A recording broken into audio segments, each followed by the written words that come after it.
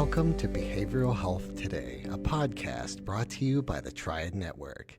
This podcast is designed to share trending topics occurring within the world and our communities and bring them a behavioral and mental health perspective.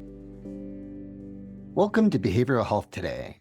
I'm your host, Peter Fenger, and today I'm joined by Dr. Traci Sweet and Emilee Beck. Traci is the co-founder and COO of Holon Health. With over 30 years of experience pioneering innovative solutions on behavioral health care and substance use treatment.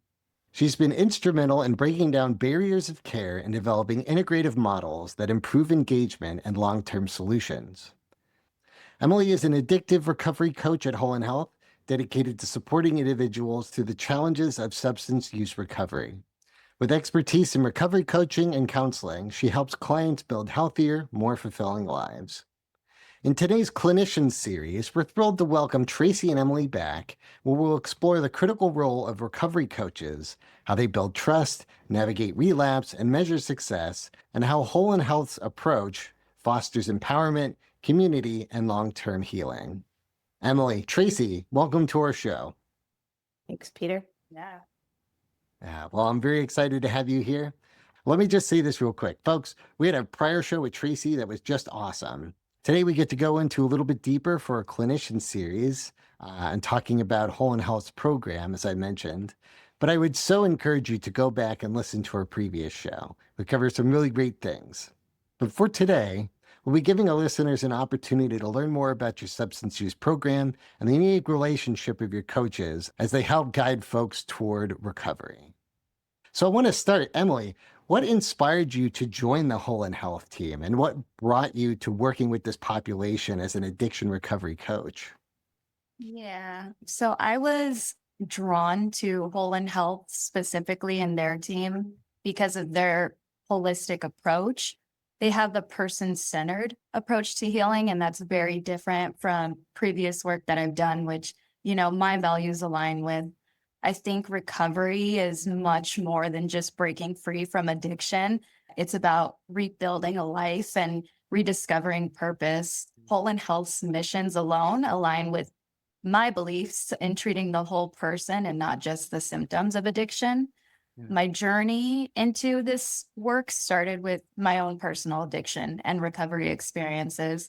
Seeing firsthand and experiencing it, the road to recovery can be challenging.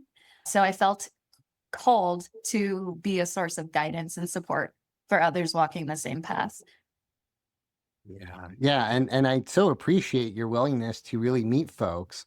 I know it sometimes takes one to know one, so really having a person with lived experience to really engage with folks probably creates a really good sense of trust and understanding there. Mm-hmm. Absolutely. I think meeting with people is important. Understanding where they are is even more important.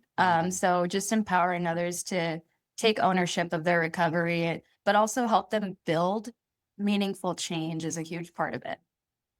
Yeah, and I know you guys are helping folks build meaningful change. Traci, I want to ask you, I know that Holon Health has a unique approach to substance use treatment. Can you walk our listeners through how recovery coaches differ from maybe traditional therapists or counselors and how that really complements other forms of treatment? Yeah, I say it a lot, and Emilee's probably heard me say it 1,000 times. Our recovery coaches are invaluable. They are the links that keep the chain together, and they are the driving force of creating the village around our clients.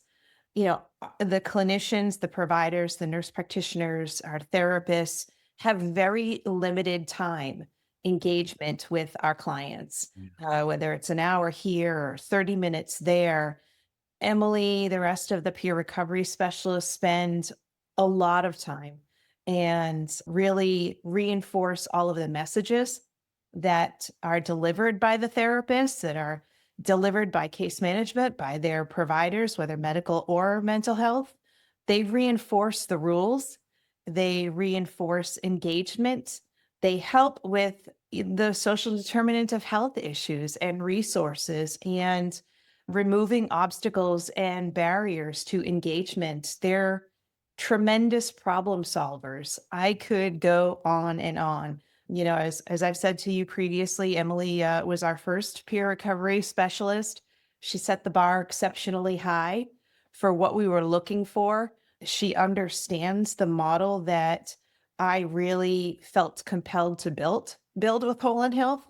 And as such, she's really been an integral part, and she's done well training and helping the others who have come after her to grow and advance too. Yeah, well, I know you have done a wonderful job in really establishing the program and creating that foundation, but it really sounds like the coaches are sort of that extra sauce to make it all sort of flow better.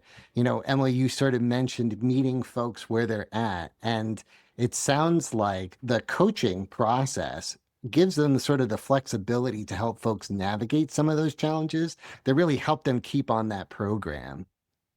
Absolutely. Yeah. Yeah. Well, I'm curious about welcoming folks into this recovery program. I know it can be a very crucial step. So I want to ask you, Emilee, how do you approach that first interaction, sort of help build trust and create a sense of safety for your clients? The first interaction I feel is probably the most important. It sets the foundation for the person's entire recovery journey, really. I think my approach is more centered on empathy and non-judgment, genuine connection, for sure. When I do meet a new client, I start by creating a space where they can see and feel heard and seen without pressure or any expectations right out of the gate. A big part of it is letting them share at their own pace. I listen actively, reinforce their experiences, their fears, and their hopes. Everything is valid, and trust is built through, I think, authenticity and consistency. Sure. So I also make sure to be honest and transparent and approach it that way from the very beginning. Mhm. Yeah. I mean, look, we have such a great foundation of the program itself, but being able to get folks to really connect can help the engagement of that process. It can be difficult for us to have a sort of a checklist of stuff that we have to go through. When we are able to make a little bit more of an authentic connection, we can sort of remove a lot of those barriers and start to really get to some of the sources. I mean, I think at the end, you guys are so focused on more of the recovery process than, the material that you have to go through steps 1, 2, 3 probably comes secondary.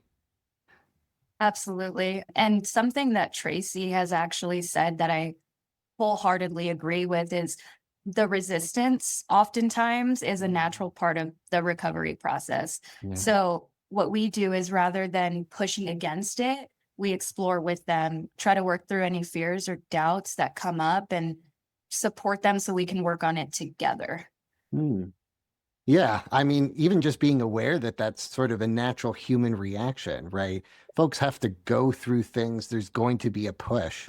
And you tell me I have to stay confined inside of my box. Of course, I'm going to try and push out. So really coming into that with sort of that mindset that there's going to be resistance, I think being compassionate and trying to explore that a little bit more kind of gets them to be a little bit more pliable to work with.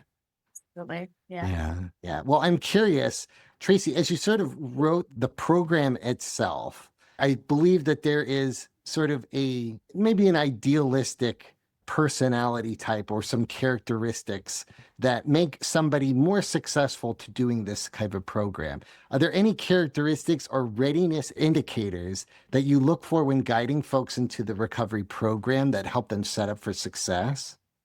It's funny. I think for years we've looked at sort of that wheel of change, that trans theoretical model of change as, Mhm. are they in ambivalence? Are they pre-contemplative? I look at things through a very different lens. And to Emilee's point about resistance, I don't feel like we're on a wheel to change. I feel like change occurs over time, Mhm. and resistance does not mean there's no change. So for our clients that come into the program, they have been in some ways beaten down. They've been most likely part of the criminal justice system in one way or the other. They've been shamed and judged. And change doesn't happen when we beat people up. change happens when we motivate them and show them that there's something better that they have to strive for. So I don't know that there's an ideal person that comes in, but for us, it's our job to really say, what do you want your life to look like? And we look at things not from a cognitive behavioral perspective, not from adverse childhood events, not from past trauma, but a very today focused with a future orientation. So you may come in as a client and say, I don't really want to do this. I don't feel comfortable with providers. Maybe I feel more comfortable with a peer recovery because they've been there, done that. But I look at doctors and therapists and say, no, no, no. But the focus really needs to be on you and where are you at today? And I don't necessarily care if you're ambivalent or you're pre-contemplative. We're going to roll with it. And I'm going to ask you what you want your life to look like. That is irrelevant to where we are in terms of change. You could care less. But as soon as I say, what do you want tomorrow? Or if you woke up tomorrow and your life was different, you're going to engage. There's excitement there. There's an automatic level of dopamine that happens when you hear that, when you get into that dream phase, and you can tell me what you want your life to look like going forward. That is ultimately where we want to take people, and it's their own journey. So their autonomous journey. I'm not inflicting my beliefs and my perspective on what I think you should have in your life. But where do you want to go? And then our goal to keep you engaged is how are we going to help you get there? What do the steps look like? And what's the progress look like over time that will help you reach that goal? And if we can do that, if we can keep you engaged by celebrating those small wins and those successes, and even celebrating that crap happens sometimes, we tend to keep people engaged. That's the ideal client. But when they walk in the door, none of them, and I think Emilee will agree, none of them are ideal. We have to sort of get them on that path to one, trusting us, two, seeing that we're different, and three, allowing us to guide them on the journey forward versus reverse. Sure. Yeah. I mean, and having that sort of goal focused, future focused perspective really does eliminate, some of the baggage that we carry. Having a focus on today, and there's a lot of research around interventions and really getting folks in that moment to really think about what they can do, trying to look at their goals from their perspective and really trying to help them craft a plan and steps that they can sort of achieve that future. There's a lot of success and people are coming away feeling empowered. That perspective can be totally life-changing from some of the relationships that they've had in the past. And a lot of folks that may have had past traumas or even just dealing with depression are sort of focused on a past perspective, right? Being able to sort of change that into a future perspective with a brighter outlook could keep people engaged. And it sounds like you guys are finding some success. I think so. Yeah. I want to ask, as people are going through the program and you're sort of introducing them to sort of this goal-focused future, what sort of changes do you start to notice? And how do you help highlight some of those shifts with your clients? It's the small victories that I think are the most important. So it can be something as simple as I am not working right now. I need help finding a job. We're going to make that our goal. We're going to work on it together, and I'm going to provide you some resources so we can figure it out. We meet pretty regularly typically, but if somebody needs a little bit more support to get to a goal that they want to achieve, then we're going to check in far more frequently, to make sure that goal's accomplished. Challenges with telehealth is, I'm not available in person to monitor every step of the way, but when people create a goal for themselves, once they know that we're here to help them, they're pretty much on point with everything. They want to attend, they want to engage, and they want to work with us, not against us, to try to find these small victories for everyone. Yeah. Yeah. I mean, you're really helping them create some motivation. You also sort of mentioned this contact point of telehealth and even just being flexible enough within, the program that you guys written that if you feel like there has to be additional check-ins along the way, you're sort of working that into the process. Absolutely. Yeah. And that's the benefits of telehealth. We're flexible. Mhm. It's a lot more convenient for some people who may be in rural areas who may have a difficult time with no transportation. In reality, this is a population that we deal with, and we want to be able to connect with them wherever they're at, whenever they need, and foster that flexibility. Yeah, I love it. So I know, relapse is part of this recovery journey. I want to ask you, Emilee, as you sort of interact with your clients, how do you help clients navigate relapse in a way that fosters growth instead of shame or discouragement? Yeah, relapse is tough. It is a tough but natural process and part of the recovery. And how we respond, I think, makes all the difference for people. When a client experiences a relapse, we focus more on approaching the situation with, again, compassion, not judgment. The very first words out of my mouth are, I've been there. I understand. Please know there is no judgment on my end. The last thing I want is for someone to feel like they've failed because they haven't. I frame it as an opportunity for learning and growth.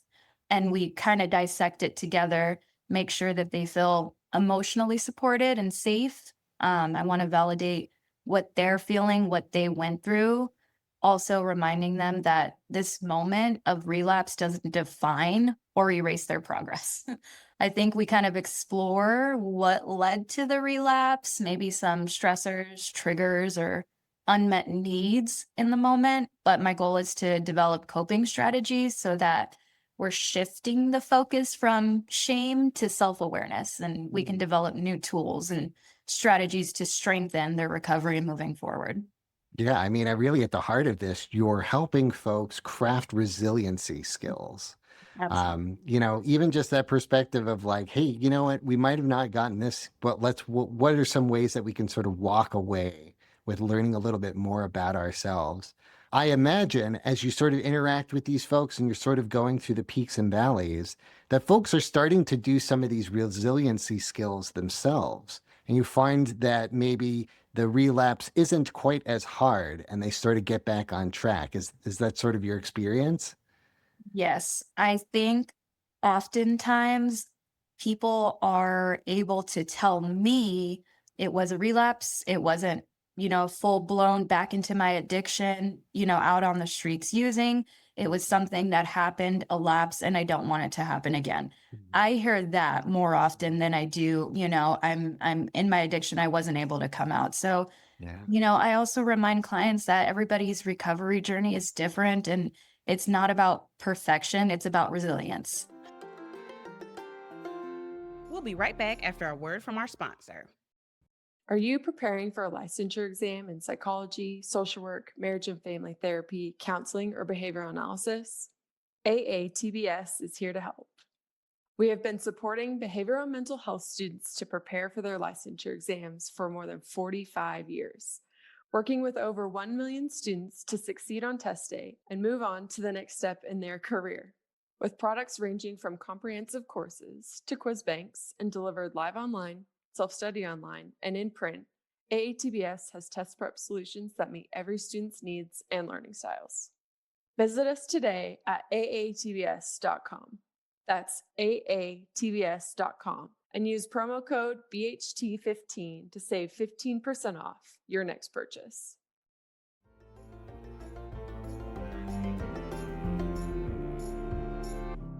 Yeah, I love that. I love that. And I can imagine it's just so empowering to really hear your clients walk away with some of these skills. But Traci, I know that traditional programs have structured milestones to measure progress, but your approach is a little bit more future focused. And I want to ask, as you sort of guide folks through this recovery journey, how are you helping clients really define and track their own success? It's funny, and just to speak to resilience, as I mentioned in the traditional model of change, and we're talking about the wheel, and I focus kind of on a linear progress or a linear path for our clients. Over the journey of that linear path to change, we're trying to increase strength, competency, and resilience. Those are three characteristics.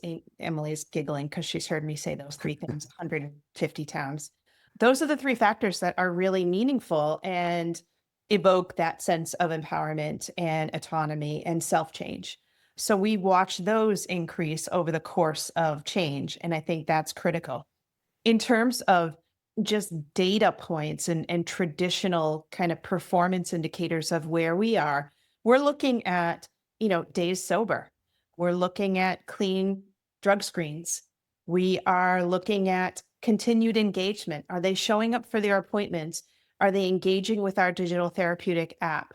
We look at their reflections and their homework assignments and the quality of those assignments to really, one, be able to tell us their progress, but also predict more of the potential for relapse as well. Sure. Starting Yeah. to look at that in a more acute lens so that we have some idea of this person may be at increased risk. And then we want to increase people like Emilee and their engagement. So we're doing some predictive modeling around that. There are a number of data points, and we have to hold ourselves accountable to that, of course. But the reality is the just the stories. I mean, and they're anecdotal, they're not data driven, but we share stories with each other every day of things that we hear from clients. This nurse practitioner helped me. If it wasn't for the app, I wouldn't be here. Thank you guys for spending the extra time with me. It's just we're getting more and more positive feedback, and that's my data. I'm a scientist at heart and a researcher, and I do have to look at numbers, even though I don't like math. But for me, it's those feel good moments. I've said this for 30 years. The job that we do can be thankless, and we have to really, as clinicians, cling to those moments of joy and grace. And I love my work here. I love being part of Holon because I have a lot of those. And that's really wonderful. And when you can take someone who is so resistant and change that into resilience, strength, and competency, that's success for me. Yeah. I mean, honestly, it sounds like some of the skills that you're helping folks craft is self-awareness, even just in the stories of success that you're sharing, is folks saying, hey, I recognize that this is really helping me in ways that other recovery programs have not worked for me. So being able to really cultivate that awareness and the stories that you're hearing, it's real positive change, and it makes it possible for other folks to really engage in that. Yeah. Yeah. And I think it's nice to hear you helped me do this, but the bane of that, the backbone of this is I did it. Yes. You helped me do it. Mhm. You didn't force me to do it. You didn't expect me to do it, because however you want to proceed on this journey is up to you. My expectations are far less important. What's important to you? So that ability to say, I succeeded is huge. Yeah, there is a degree of accountability to all of this, right? Not only are you helping folks sort of organize and help them succeed, but you're also putting them first, right? You have their lens and sort of their best interests at heart of all of this. Emilee, I want to ask you, since there's a balance between accountability and compassion in sort of doing recovery coaching, I want to ask how you're ensuring clients are really feeling both supported and empowered in that process. Like, what are some of the ways that you're supporting and engaging them? I think the biggest part of keeping them engaged, but also offering support is listening, just listening Yeah. to what they need. Sometimes people just want to talk about what's going on without somebody necessarily trying to fix it or give them an answer. Sometimes they just want somebody to listen, and there's a lot of times where I do just that. We just talk and I listen, and by the end of it, they're like, wow, I feel so much better. Thank you so much. And I'm like, you did that all, we sorted it out together, and I'm here to support you, but you did that all. Yeah, yeah, and I can imagine for folks really going through, coming through criminal justice system or having to go through other substance use recovery programs, having just a voice to really listen and engage and sort of work through. Again, I think all of that sort of build trust, and also with you framing it and sort of them feeling empowered to do things themselves, them working toward goals. I can imagine how that really fosters a lot of trust and even just a lot of self-compassion to themselves and competency in being able to do the program themselves. Absolutely. I think that also goes back to the resilience and how our role isn't to fix it all at once, but to walk alongside the clients as they navigate those complexities. Yeah. Yeah. I want to ask, sort of as you're fostering these really, corrective emotional relationships in these people's lives, I want to ask, how do you involve families and friends or communities in that process? Or maybe even help them cultivate skills for them to reach or create those support systems themselves. Maybe Traci, you can help us color in, how does your program involve families and friends and communities in the recovery process? Yeah, I mean, we want to help people identify those sources of support and positive influence that are going to help them engage in adaptive and pro-social behaviors, of course. And, our goal being telehealth is we want people to stay in their communities. So very important that they can identify those sources quickly. I can take someone and put them in a detox program and help them get sober. But when they go back into the real world, those triggers, those places, those people, places, and things still exist. I've done nothing to Yeah. affect them, which some people come out of a detox and they're sober, but are they truly in recovery? I don't know. So important that we're keeping people in their communities. We're showing them how to exist in that community, which has been a challenge to date.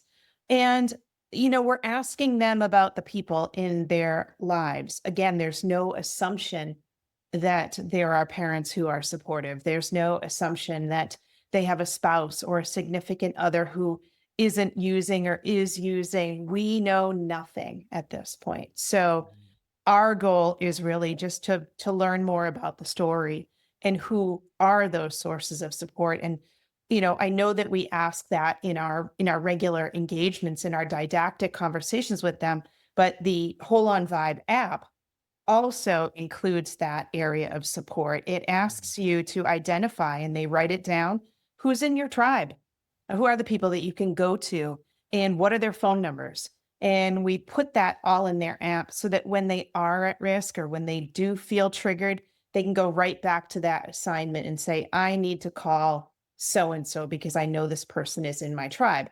Similarly, we ask them to say, what are the relationships that are not serving you?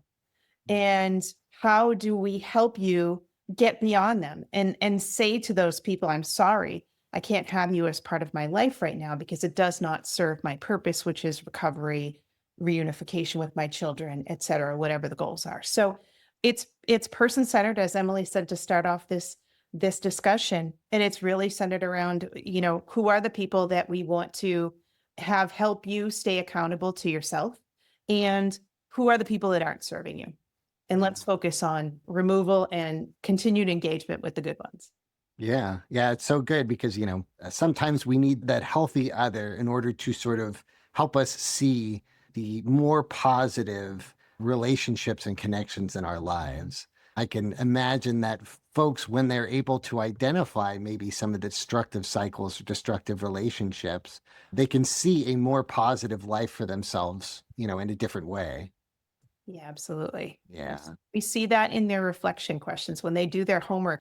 We ask the questions about those relationships that aren't serving you, or they have to write an apology letter to someone. The light bulb goes off. It's just kind of this amazing process. And, we know social media, you tend to be more forthcoming as you're typing into your phone or on a computer, thinking there's not a person behind that. So we learn a lot by asking people those difficult questions when they're reflective about it. It's why we call them reflection questions. And the clinicians being able to see those is meaningful, that we can re-engage them and say, I noticed on your last reflection, you talked about so-and-so and a struggle that you've had in that relationship. And it opens the door. And it opens the door for the peer recovery specialist to have those conversations too. Yeah, that's an intervention right there. Yeah, absolutely.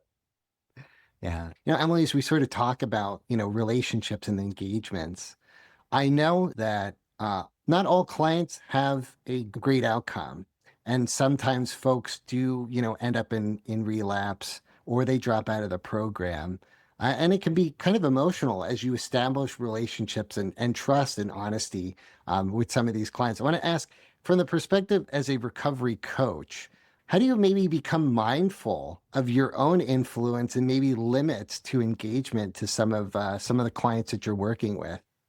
Yeah, that's a tough one. I think that at first I felt like I needed to help and save everyone. That's just the kind of person I am. And I think it's very difficult when either you lose a client, which has happened, or somebody isn't there in their recovery. But I kind of step back and remember what I was like in that moment. I have my own personal history of addiction and my recovery journey. And I think there's some times where there is not much you can do. And that's okay. At the end of the day, if I can help at least one person that day, then that's all the difference to me. And I do try to inform my clients like, I'm here regardless of what you're going through. I'm also here if you're having a great day and you just want to chat. I'm versatile and I try to make myself known as a support for them, but ultimately I can only do so much if I'm reaching out my hand and they don't take it. It Yeah. can be hard. It can be hard to set those boundaries, but that's a big part of the recovery coach role, I believe. I think it's really important to have your own boundaries and understand that there's only so much you can do. Yeah. You do have to establish boundaries within that relationship. But I do want to ask you, Emilee, beyond maybe those misconnections, there are also really good connections and people that you've helped foster through real recovery. So I want to ask you, like, what are some of the stories of success of folks coming through and working with you? I want to hear like what are some of the stories that really give you passion for coming into work each day? Yeah, I have worked with people in different aspects. So I've done groups before where I facilitated groups. I've done case management.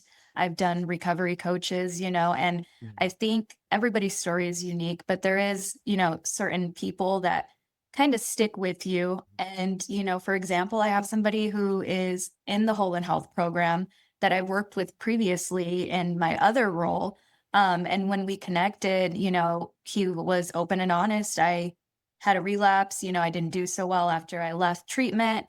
But I'm here now and I'm doing better, and he's been 2 years clean as of last month.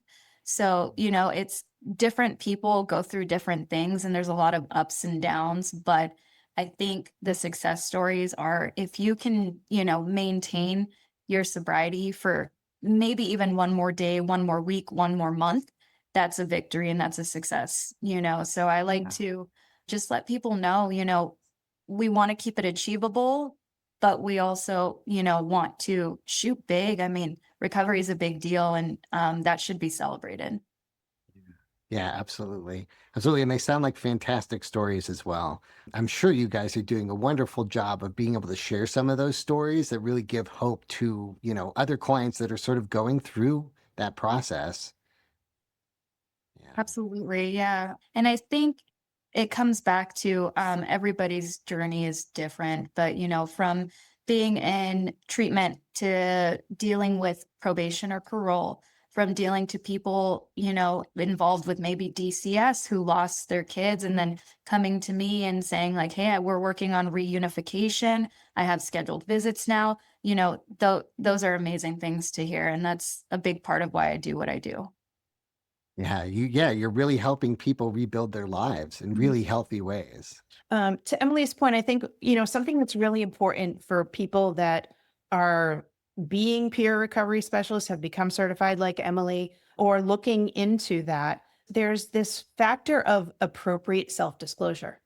And that's really critical. We can walk a path with them and share our experience in recovery as peer recovery coaches, that balance of how much do we share to maintain a therapeutic relationship, and then how much makes the relationship more about us and less about our clients.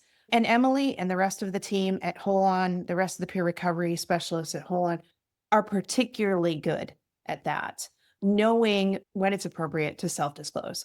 It's a hard and fine line to walk as someone who is also in recovery and has their own story in their journey. But if you're skilled and you're a really good peer recovery specialist, that's something that you work on and you hone regularly, for sure. Yeah. Yeah. And I can imagine that that's a very artful skill, right? To be able to recognize when the focus is getting pulled away from your clients and toward your own stories, right?